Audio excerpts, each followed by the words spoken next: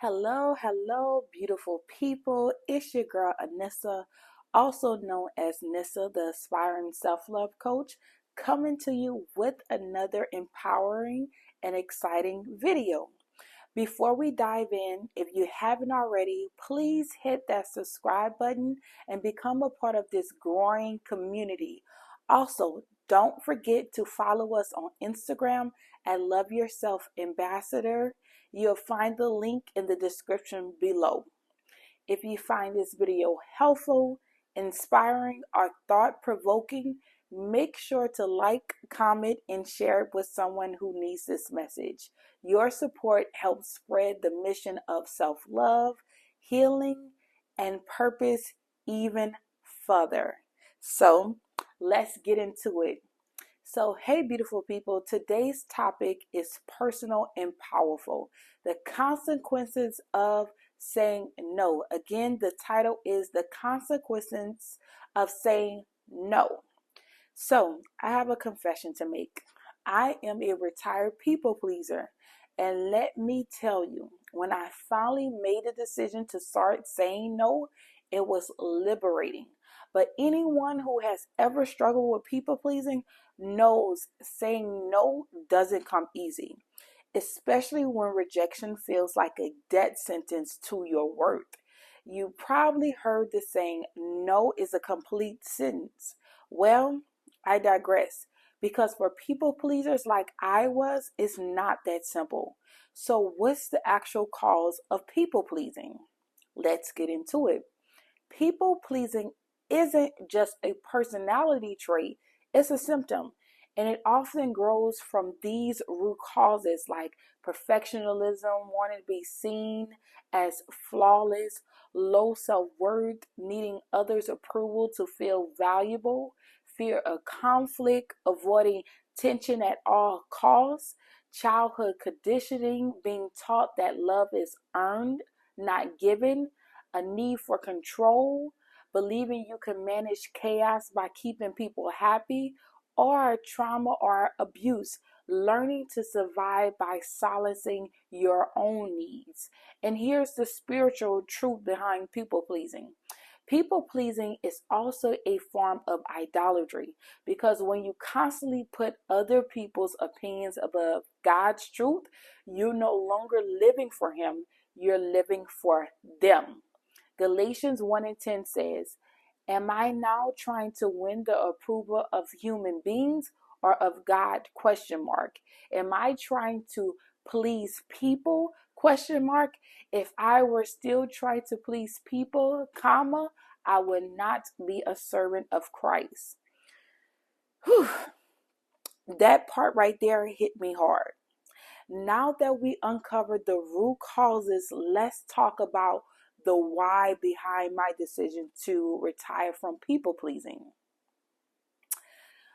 Why I walked away from it. Okay, so because it never truly benefited me, it kept me at the mercy of people's opinions, their moods, and their validation. It made me likable, but not real. I wasn't being Anissa. I was being who I thought others needed me to be. I remember getting so angry and envious of people saying no. I would resent them. However, that was only because I truly wanted to have the same courage as them as simply just saying no. And let me tell you, that's exhausting. So I made a decision.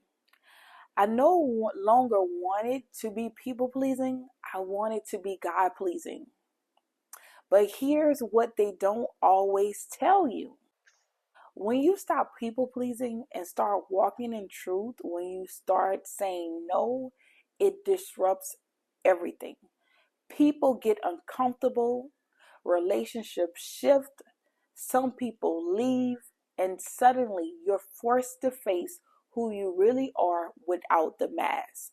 So let this be a loving disclaimer, not to scare you, but to prepare you. There are consequences to saying no, not because you're wrong, but because you're finally showing up as your true self. And I'll be honest, you will lose people, but you will find your peace. You may feel lonely, but you will finally feel free. And most importantly, you will find alignment with God. Let's dive into this a little deeper. Stick with me. Because, yes, the consequences of saying no are real, but the freedom is absolutely worth it. I'll share I'll share my personal experience. There came a point where I was doing things, saying yes to commitments, favors, even ministries, and I started questioning, is this what God really called me to do? I couldn't find any real fulfillment. Or am I doing this out of obligation, not obedience? That's when I began to feel resentful. I was burnt out, I was tired, and deep down, I needed a break, not just to rest, but to realign myself. What I didn't realize then was that this pause, this burnout, was actually the beginning of my awakening. When I stopped doing the things that I once resented, I started feeling lost. I felt like I had no value, no worth, and no place. Why?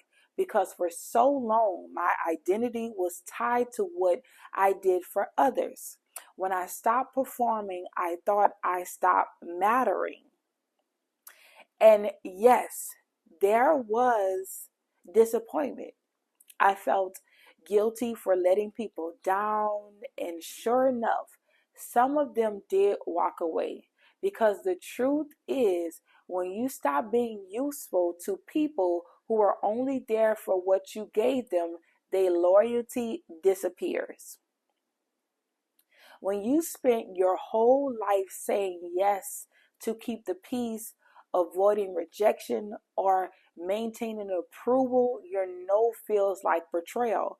But not just to others, but sometimes even to yourself. The first time you set a boundary, people may react with confusion, anger, or guilt tripping. Why? Because they were never in relationship with the real you. They were in relationship with the version of you who never said no. The consequence, you'll likely lose some people. But here's the truth. What you lose in people, you gain in peace. Saying no exposes what was never rooted in love, only in control, convenience, or expectation. It really truly reveals the relationships that only thrive when you overextended yourself. But here's the blessing. It also makes space for real relationships, ones built on mutual respect, honesty, and love without conditions. Your no is not rebellion, it's restoration. It's you choosing your sanity over someone else's comfort. It's you choosing obedience to God over approval from man. Healing starts when you stop betraying yourself to keep others comfortable. But here's the good part.